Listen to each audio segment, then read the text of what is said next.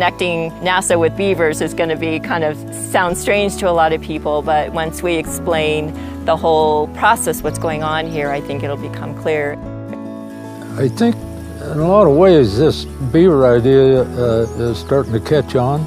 I think a lot of people are realizing that, without beavers, these watersheds they basically deteriorate.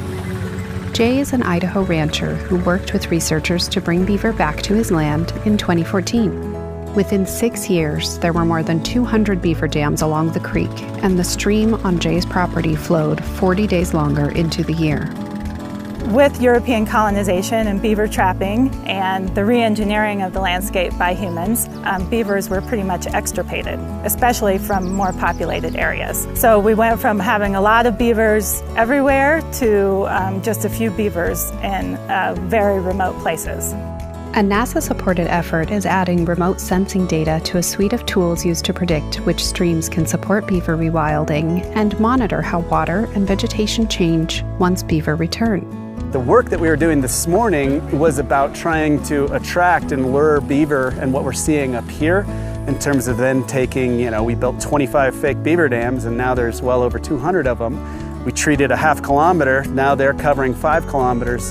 And so what we're trying to do today is help people see that sort of progression, right? Like downstream, we're just throwing sticks in the stream.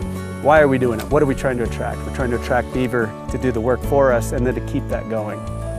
To support beaver-based restoration efforts, the project is adding satellite data into tools that help conservationists and resource managers. The work that we're doing typically is kind of expensive. It takes a lot of time and money to go out there and monitor these stream restoration projects, but if we can find ways to use these freely available data in replicable ways, maybe we can monitor these projects in more efficient ways.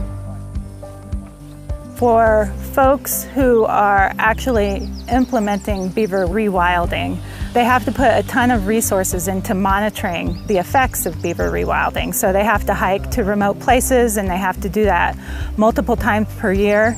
And so a lot of times that monitoring is not even really happening because it's just too labor and time intensive.